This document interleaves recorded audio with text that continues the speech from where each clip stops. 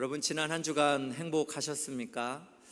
우리가 모두 행복하기를 원하지만 참 행복하기가 쉽지 않은 것 같습니다.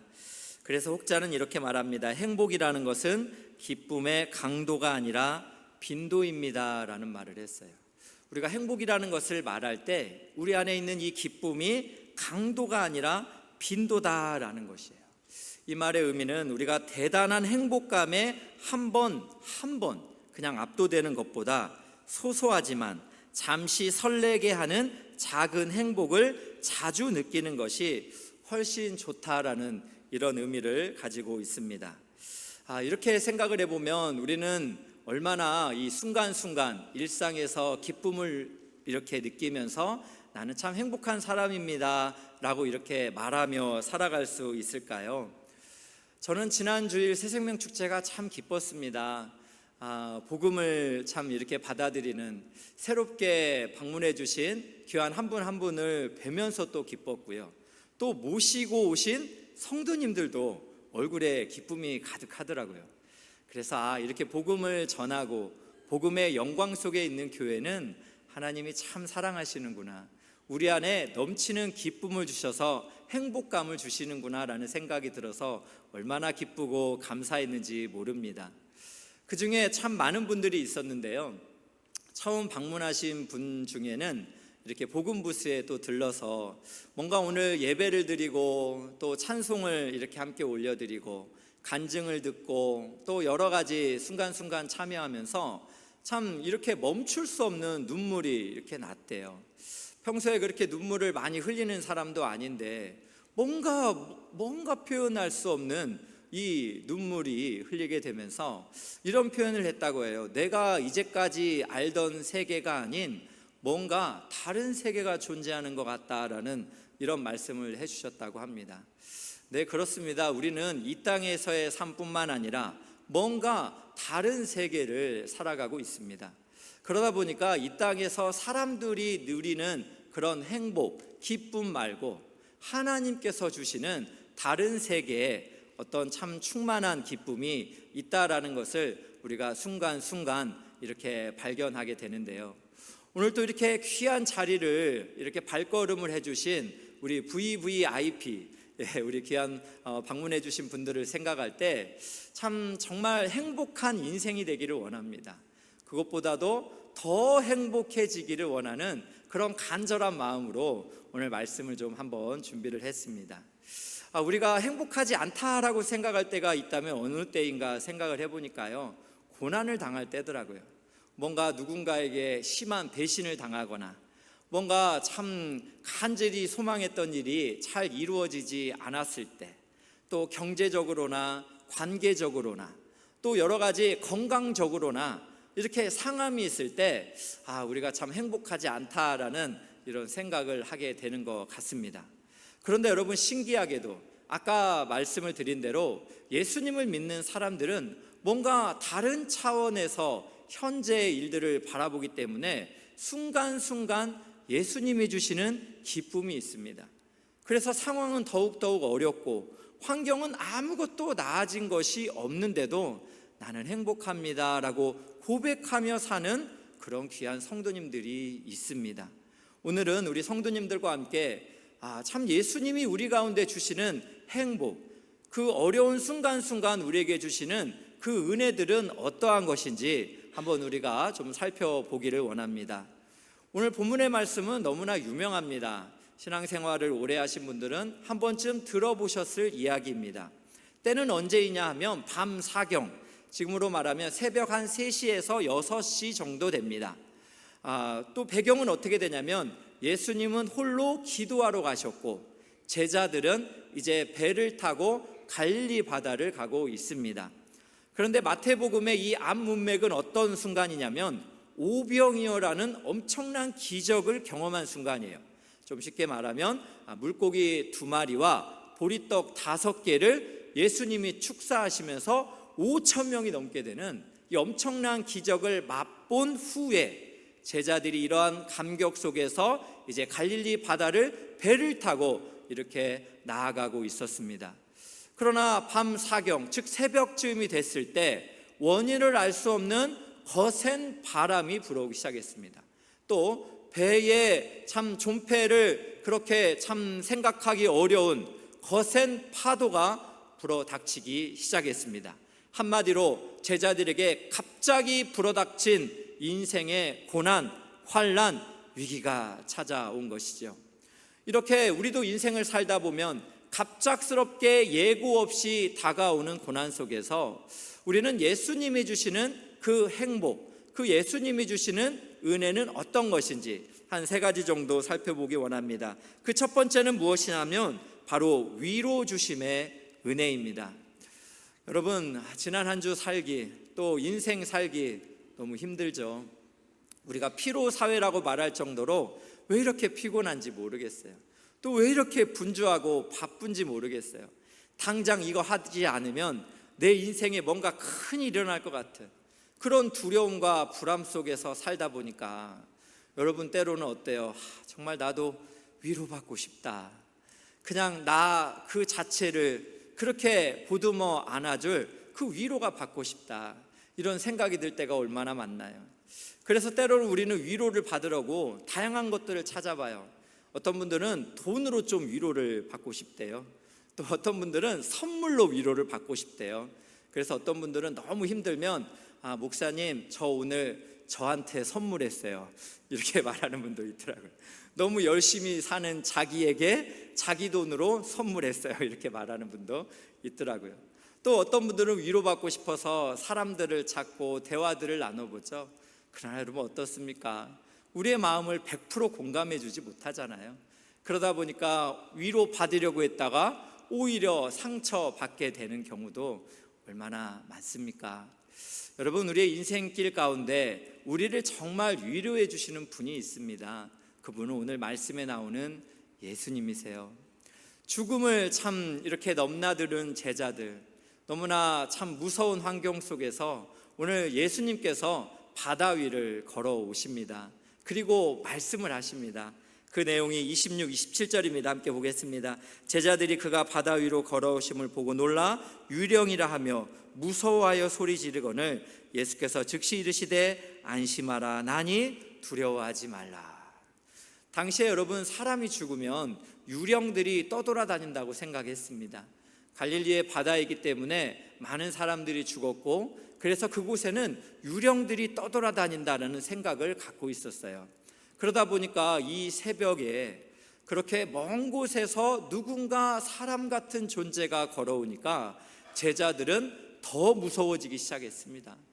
그들이 그렇잖아도 바람과 파도를 보고 벌벌 떨고 있는데 이제는 유령 같은 존재가 걸어오니 얼마나 무서웠겠습니까?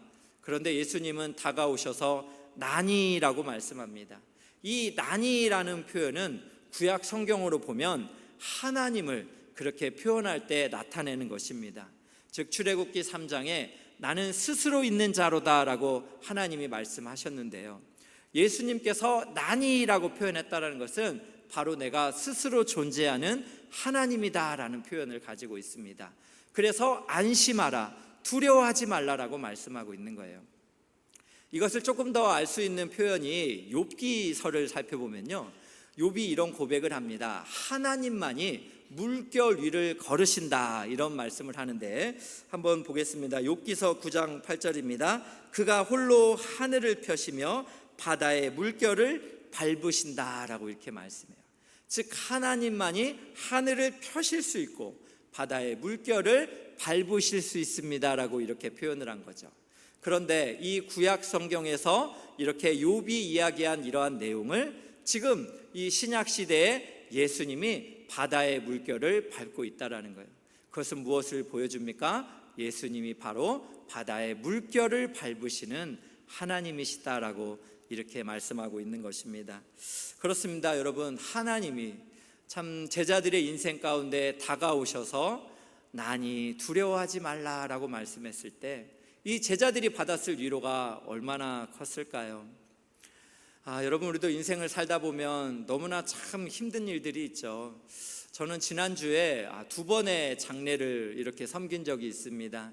지난 월요일에는 제가 이전에 교회에서 함께 참 부서를 같이 섬겼던 집사님 부부의 참 안타까운 아내의 소천 소식이 있었습니다. 참 내용도 너무 아팠습니다. 귀한 두 부부가 해외에 또 여행을 갔다가 돌아오셨는데 참 안타깝게도 참 아내분께서 참 심장마비가 오셔가지고 너무나 안타깝게 공항에서 그렇게 사랑하는 아내를 보내야 되는 장례식이었습니다. 참 60대 중반에 참 이 아내를 보내야 됐던 이 남편의 마음이 어떨까요? 장례를 하면서 참 남편분을 안고 우는데 울면서 이러시더라고요. 목사님, 저 사실은 세탁기 하나 돌릴지 몰라요. 이렇게 말씀을 하시는데 참 장례를 마치고도 집에 돌아오면서 세탁기 하나 돌릴지 모르는 이 남편분이 그동안 아내분께서 빨래를 해주고 또 밥을 지어주고 또 참 삶을 살 수 있도록 많은 일을 해주셨을 텐데 그런데 이 빈자리가 얼마나 클까를 생각하니까 어떻게 참 위로를 해야 될지 모르겠더라고요. 또 참 지난 며칠 전에는 우리 사랑하는 순장님의 어머님께서 소천을 하셨습니다.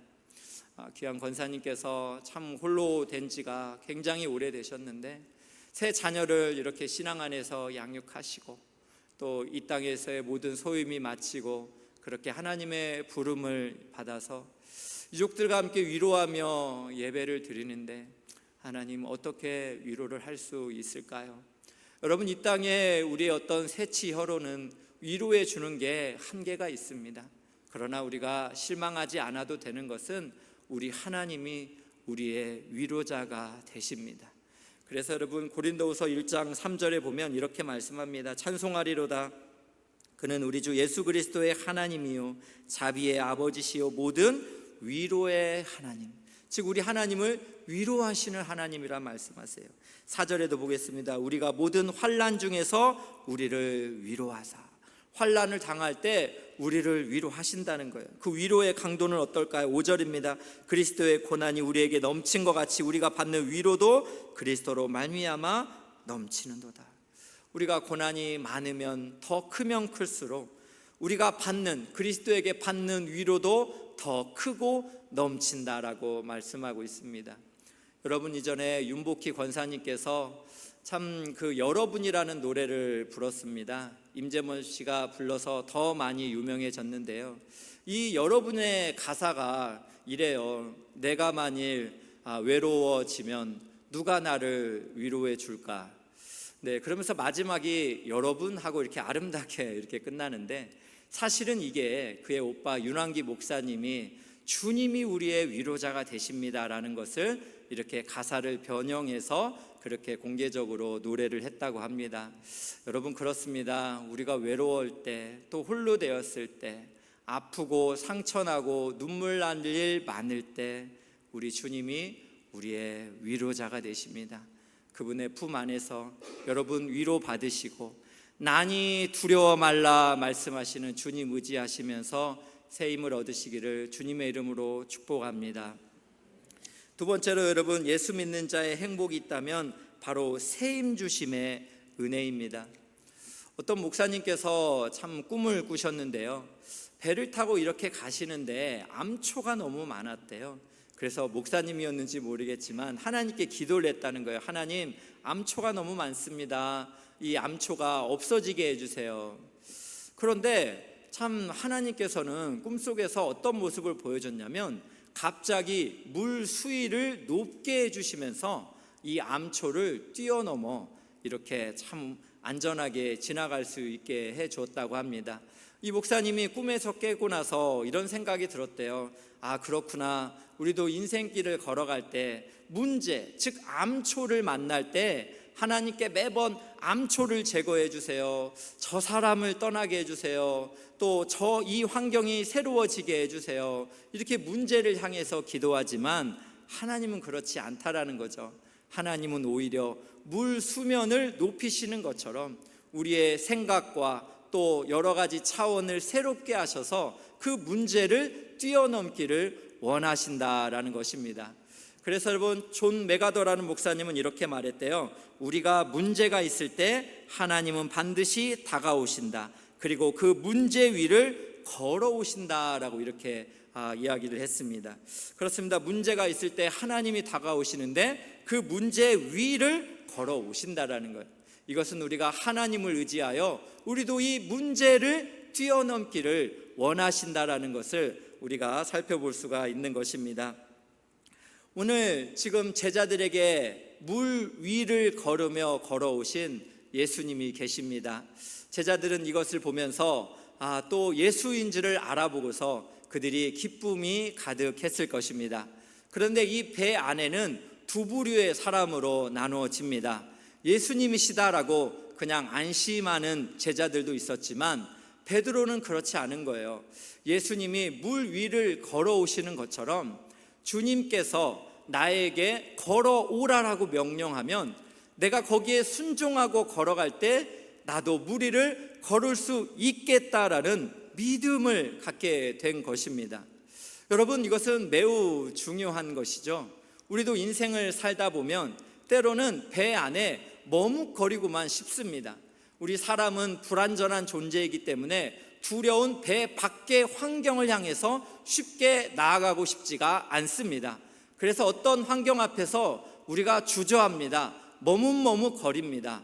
그리고 이 환경을 한탄하면서 그렇게 한숨 쉬는 경우도 너무나 많은 것 같습니다. 그렇다면 저는 여러분에게 질문하고 싶어요.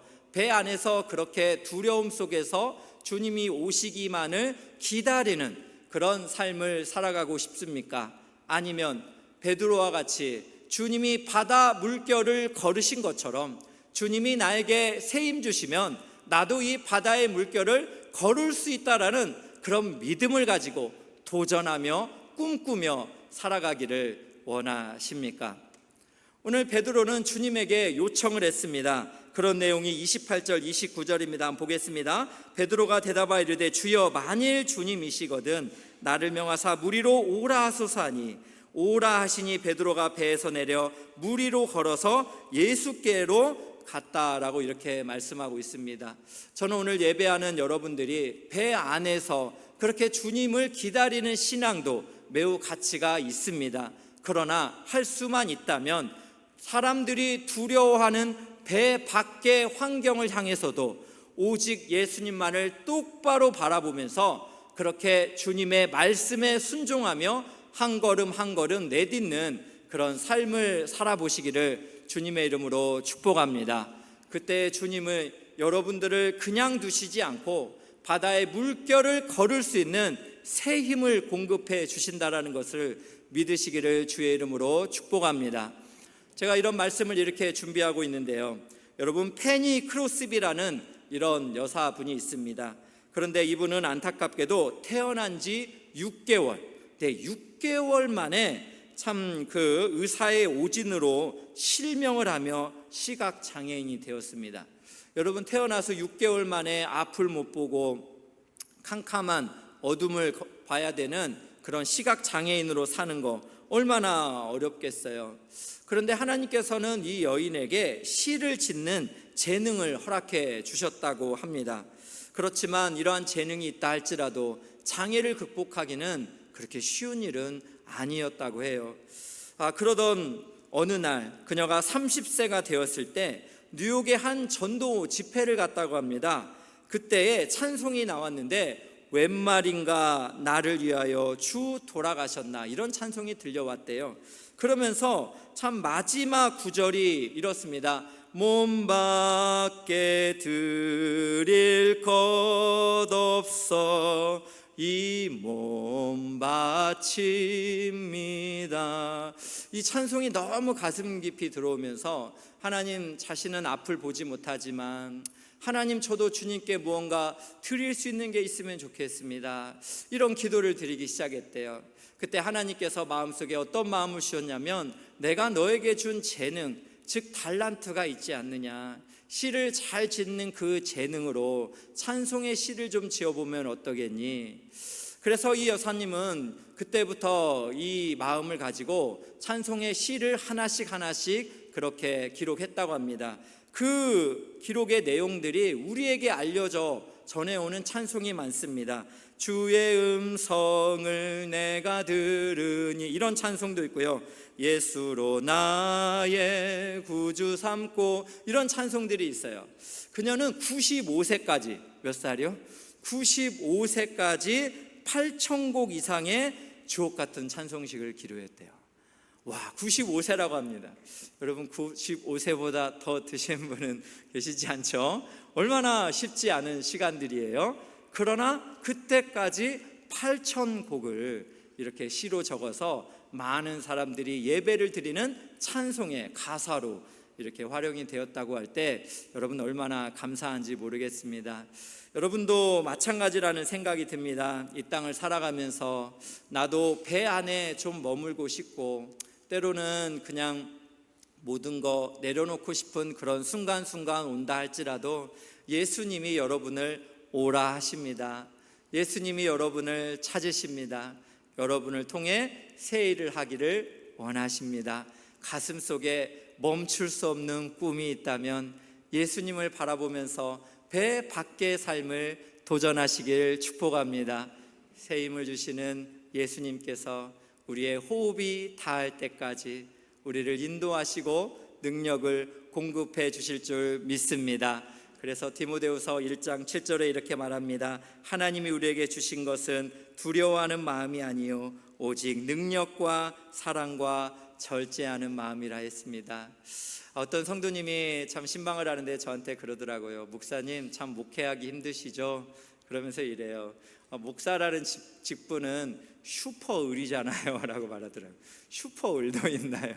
처음 듣는 생소한 개념이었는데 목회자의 삶이 좀 쉽지 않아서 이 성도님이 참 격려해 주시고 위로해 주시려고 하셨구나라는 생각이 들었습니다. 목회를 하면서 여러 가지 일들이 있습니다. 그러나 제가 어떻게 제 능력으로 이런 섬김을 감당할 수 있겠습니까? 오늘 디모데후서의 말씀처럼 우리 하나님께서 우리에게 주시는 마음은 두려워하는 마음 아닙니다. 모든 것을 할 수 있는 능력입니다.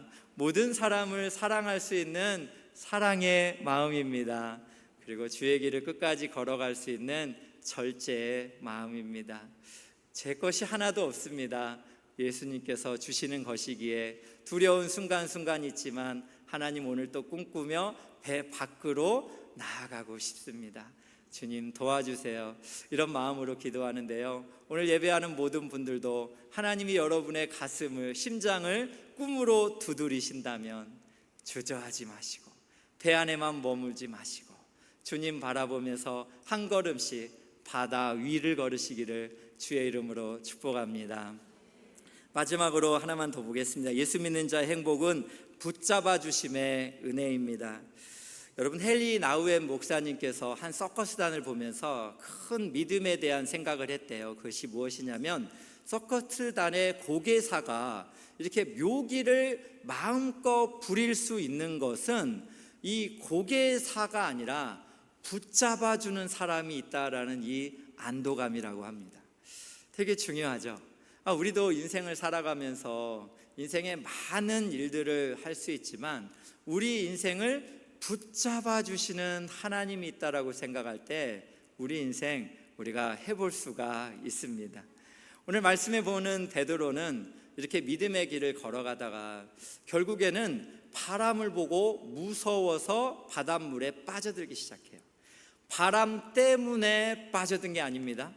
바람을 보고 무서워서 빠져드린 거예요. 여러분, 우리가 이렇게 절망의 늪에 빠질 때도 실제적으로 보면 환경 때문에 빠져들어가기보다는요, 환경을 보고 무서워서 빠져들어갈 때가 많은 것 같습니다. 하나님이 우리와 함께 하시고 우리를 돕기 원하시는데 그 하나님은 보이지 않고 현재적인 환경만 눈앞에 더 들어오니까 우리가 그렇게 두려움 속에 그렇게 침체되어 버리는 게 아닐까 싶습니다. 이렇게 빠져들어가는 베드로, 예수님이 가만두지 않았습니다. 오늘 말씀 31절을 한번 보겠습니다. 예수께서 즉시 손을 내밀어 그를 붙잡으시며 이르시되 믿음이 작은 자여 왜 의심하였느냐 하시고 배에 함께 오름에 바람이 그치는지라. 바람을 보고 무서워 빠져드는 베드로, 그러나 나를 구원하소서라고 베드로가 그렇게 부르짖었을 때 예수님이 붙잡아 주셨다라는 것입니다. 그리고 예수님이 배에 함께 오르니까 바람이 그쳤다라고 말씀하고 있습니다. 그렇습니다. 우리 예수님은 붙잡아 주시는 은혜를 베풀어 주시는 분입니다. 예수 믿는 사람들도요, 완벽하지 않습니다. 예수 믿는 사람들도 실수 많이 합니다. 상처 많이 줍니다. 때로는 너무 예수님을 믿고 있나 싶을 정도로 바닥에 그렇게 주저앉을 때도 많습니다. 그러나 예수 믿는 사람들은 행복을 압니다. 왜 그렇습니까? 붙잡아 주시는 은혜를 알기 때문에 그렇습니다. 넘어져도 다시 일어서는 법을 알기 때문에 그렇습니다. 그래서 시편 37편 23절 24절 한번 보겠습니다. 여호와께서 사람의 걸음을 정하시고 그의 길을 기뻐하시나니 그는 넘어지나 아주 엎드러지지 아니함은 예수께서 그의 손으로 붙드심이로다. 여러분, 우리가 살면서 넘어지나 우리가 완전히 아주 엎드러지지 않은 것은 우리 하나님께서 우리를 붙들어 주시고 있기 때문에 그렇습니다. 저는 오늘 예배하는 모든 분들이 비록 우리가 여러 가지 환난 속에서 바닷물 속에 그렇게 빠져들면서 또 바람을 보고 무서워하며 의심하며 믿음을 잃어버리는 그런 환경이 있다 할지라도 우리 주님이 즉시 손을 내밀어 붙잡아 주시고 배에 함께 오르사 이 풍랑의 길을 같이 걸어가시는, 같이 나아가시는 그 예수님을 생각하면서 용기를 내시길 주의 이름으로 축복합니다. 여러분, 오늘 이런 내용을 다 담은 간증을 좀 우리 변희경 집사님이 준비를 해주셨는데요. 귀한 우리 집사님의 간증을 우리가 함께 듣기 원하고요. 이어서 우리 이근정 집사님이 요괴벳의 노래라는 특송을 준비했습니다. 우리 하나님께서 좋은 우리 집사님들 만나게 해주신 거 감사하면서 박수로 한번 모시도록 하겠습니다.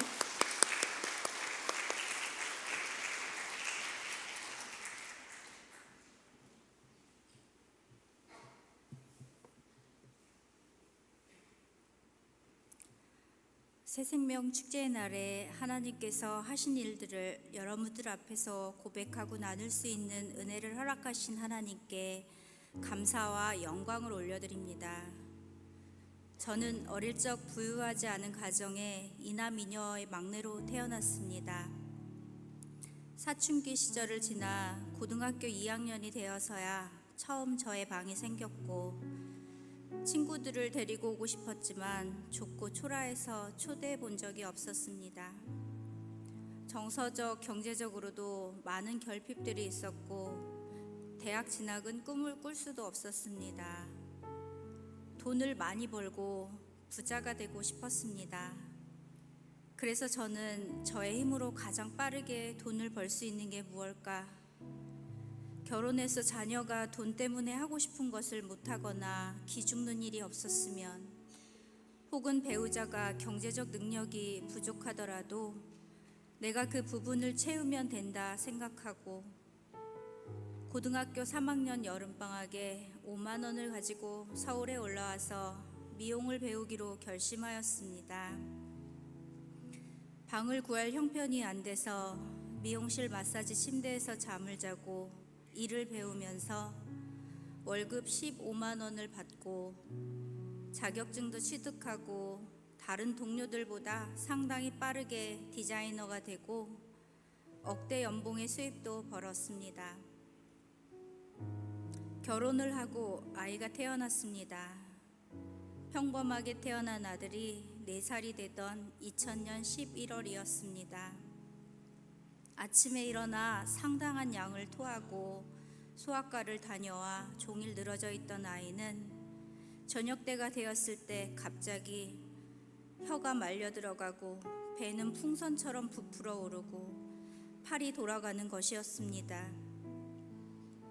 119를 타고 세브란스 응급실로 향하는데 도착하기 전부터 의식은 없어졌고 도착 후 몇 가지 검사를 마친 후 첫 말씀은 오늘 밤을 넘길 수가 없을 것 같습니다라는 청천벽력 같은 말씀을 듣고 간절한 그 한밤을 보냈습니다. 그 당시 제가 일을 하던 샵은 매일 아침 예배를 드리던 곳이었는데 그곳에서 예배 인도를 해주시던 전도사님께서 달려와 주셨습니다. 병원 기도실로 데려가신 후 신발을 벗으시고 엎드려서 뜨겁게 눈물로 기도를 시작하셨습니다. 저는 불교와 무속신앙으로 시댁은 종갓집 장손이었고 제사가 1년 12번도 더 지냈을 때입니다. 예수 믿는 사람이라고 정신 나간 사람들 취급을 했었고 하나님을 알지도 인정하지도 않았습니다. 하지만 어린 아들의 죽음 앞에서 저는 엎드려 통곡을 하며 하나님을 찾았고 처음 제 입술의 기도는 하나님, 저의 아들을 살려주세요. 제발 목숨만 살려주신다면 원하신 대로 다 하겠습니다. 어린 아들이 죽어가는데 저는 오직 한 가지 기도밖에는 할 수 있는 게 없었습니다. 세상에 돈도 아니고 저를 낳아주신 부모님도 엄마인 저로서도 할 수 있는 게 없었습니다. 그렇게 한참의 기도를 마치고 중환자실로 내려오니 아이는 3일 만에 의식이 돌아왔습니다. 이제 수술을 해야 하는데 뇌가 부어서 머리를 열 수 없어 또 일주일을 중환자실에서 팔과 다리를 묶어놓은 채 새벽이면 중환자실에서 새어나오는 아이의 비명소리를 문 밖에서 벽을 잡고 안아주지도 달래주지도 못한 채 찢어지는 가슴만 부여잡고 있을 때 저의 손에 처음 쥐어든 성경책을 밤낮으로 붙들고 있을 때 저에게 하나님께서 처음 주신 말씀은 네가 산을 향하여 눈을 들리라. 너의 도움이 어디서 올꼬 천지 지으신 여호와 하나님께로다. 아멘. 일주일을 보내고 수술실로 향하였습니다. 수술은 해도 생명만 살리는 것이었고 평생 장애를 가지고 약을 먹어야 하며 아이가 어려서 수술 시간 4시간이 경과하면 버틸 수 있을지 머리 제일 중앙 부분을 열어야 했고 전 세계적으로 어린아이에게 뇌지주막하 출혈이 발병된 것은 희귀한 상황이었습니다. 하지만 어떤 모습으로라도 사람만 주면 아무것도 더 바라지 않겠다 다짐하고 수술이 시작되었습니다. 4시간이 경과 후부터는 미쳐버릴 것 같았습니다. 하지만 수술실에는 계속 수술 중이라고 문구가 떠있고 수술실로 기도실로 뛰어다니며 간절하게 11시간의 긴 수술을 마치고 의사 선생님께서 처음 하신 말씀은 기적입니다 였습니다. 그렇게 무사히 수술을 마치고 퇴원 후 훈육도 교육도 시킬 수가 없었습니다. 한번 울기 시작하면 코피가 터져서 온몸에 피를 다 쏟아야 멈췄고 초등학교 입학하면서부터 ADHD 진단을 받고 따돌림, 집단 폭행 등 수많은 어려움을 겪으면서 너무 마음이 아파서 견디기 힘든 날에는 우리 둘이 같이 죽자고 붙들고 운 적도 많았습니다. 저녁으로 새벽으로 교회 가서 앉아 있어도 기도도 찬양도 할 수 없고 꺽꺽 늑대 울음소리를 내며 하나님 도와주세요. 죽을 것 같아요. 우리 어떡해요? 이 말밖에는 할 수가 없었습니다. 하지만 지나고 보니 하나님은 그때마다 사람들을 보내주시고 선생님과 도울 자들을 보내주셨습니다. 그렇게 고등학교 1학년 어느 날 하나님께서 기도 중에 마른 나무 가지에 매화꽃이 활짝 피어나는 것처럼 저의 마음에 한없는 평안과 이제 이 아이는 하나님께서 직접 키우신다는 확신이 들게 하셨습니다.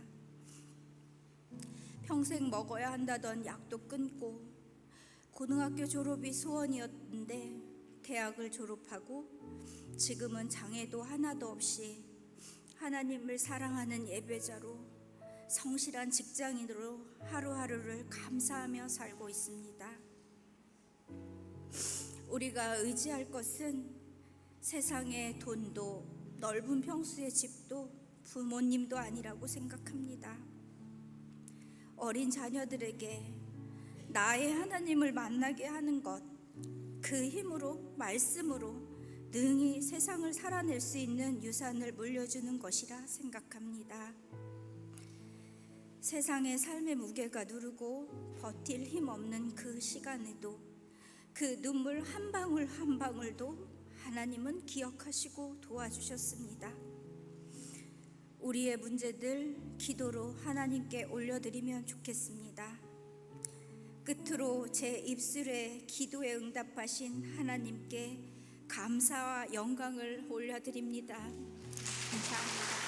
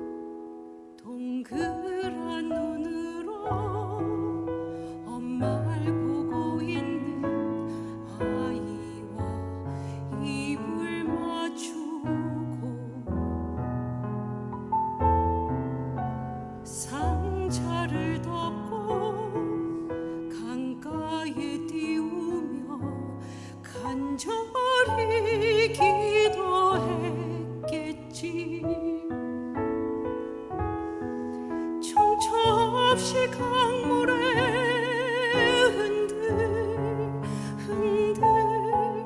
흘러내려가는 그 상자를 보며 눈을 감아도 보이는 아이와 눈을 맞추며 주저앉아 눈물을 흘렸겠지.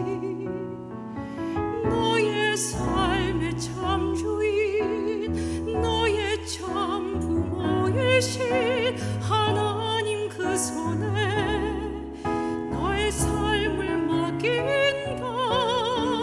너의 삶의 참 주인, 너를 이끄시는 주 하나님 그 손에 너의 삶을 드린다.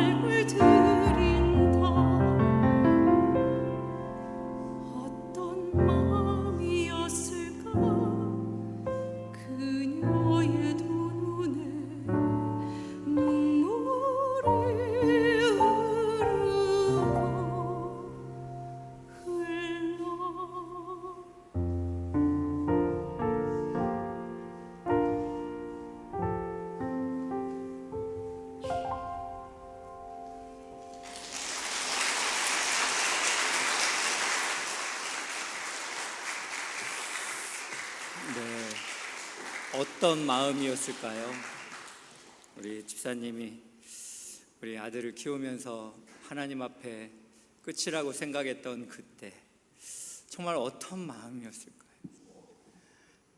그 눈물을 기억하시고 또 지금의 또 참 삶을 살아갈 수 있는 은혜를 베풀어 주신 하나님, 그분 안에 인생의 모든 답이 있는 줄로 믿습니다.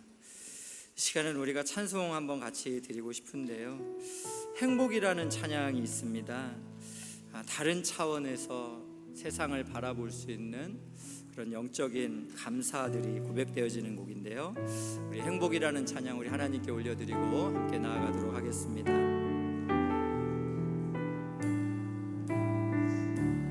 화려하지 않아도 정결하게 사는 삶, 가진 것이 적어도 감사하며 내게 주신 작은 일 나눠주며 사는 삶, 이것이 나의 삶의 행복이라오. 눈물 날 일 많지만 기도할 수 있는 것, 억울한 일 많지만 주를 위해 참는 것, 비록 짧은 작은 삶, 주 뜻대로 사는 삶, 이것이 나의 삶의 행복이. 우리 함께 고백할까요? 이것이 행복, 이것이 행복이라오. 세상은 알 수 없는 하나님 선물, 이것이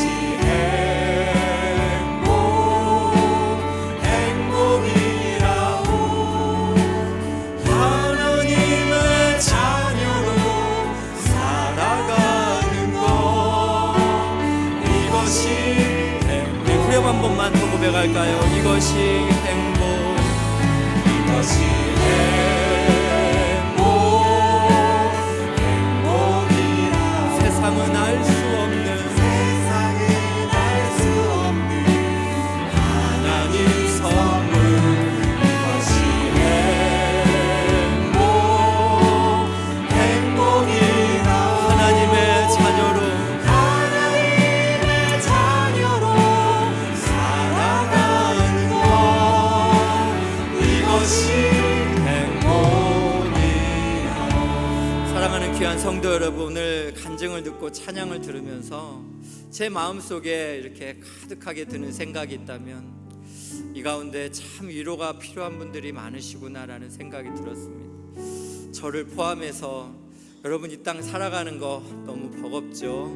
때로는 눈물 날 일 많고 다 놔버리고 싶은 여러분, 그때 정말 하나님의 위로가 필요한 그 순간에 우리 하나님이 위로의 은혜를 베풀어 주십니다. 또 세상이 무서워서 배 안에 그렇게 머뭇거리고만 싶을 때에도 하나님께서 주님 바라보며 오라 말씀 순종하며 배 밖을 담대히 걸어갈 수 있는 그런 용기를 갖기 원하십니다. 또 때로는 이렇게 주님 바라보고 살아가다가 바람이 무서워서 그렇게 바닷물결에 빠져들 때 붙잡아 주시는 우리 주님의 은혜가 있습니다. 오늘 예배를 드리면서 정말 마음속에 너무나 어려움이 있는 분 있다면 우리 자매님이 간증하신 눈물을 기억하시고 지금의 기쁨을 허락해 주신 하나님을 또 신뢰하면서 우리가 믿음 안에 함께 기도할 수 있기 원합니다. 함께 기도하겠습니다. 사랑이 많으신 하나님 아버지, 우리가 인생을 살면서 너무나 어려운 순간 많습니다. 하나님, 우리에게 그때마다 하나님 위로해 주셔서 고맙습니다. 그때마다 하나님 세임 주셔서 감사합니다. 하나님, 그때마다 붙잡아 주셔서 감사합니다. 하나님의 은혜가 있어서 여기까지 올 수 있었습니다. 순간순간 눈물 나는 일 많았고 포기하는 잊고 싶은 일들 많았지만 하나님이 우리를 붙잡아 주셨습니다. 은혜를 기억하고 우리가 이 땅에서 포기하지 않고 믿음으로 살아갈 수 있게 해주세요. 영원한 사랑이 우리 가운데 있음을 기억하고 믿음으로 순종하며 나아갈 수 있도록 하나님 도와주시고 함께하여 주시옵소서. 주님 은혜 베풀어 주시고 함께하여 주시옵소서. 모든 것이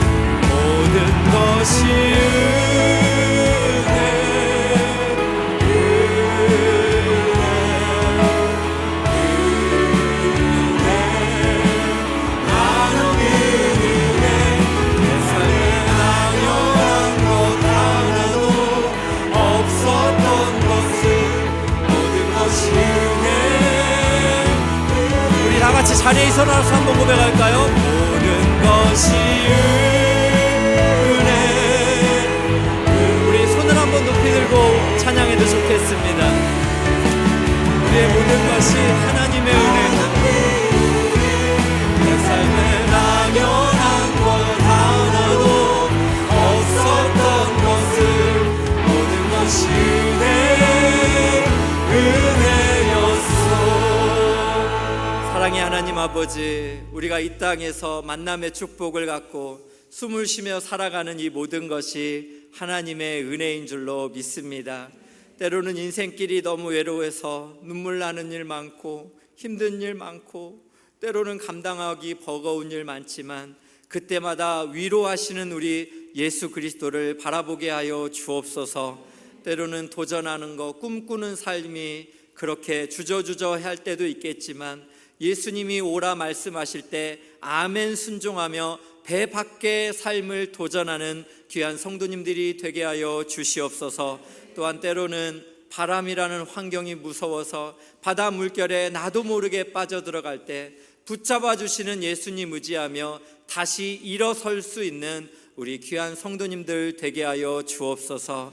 오늘 이 자리에 처음 오신 분들이 있습니다.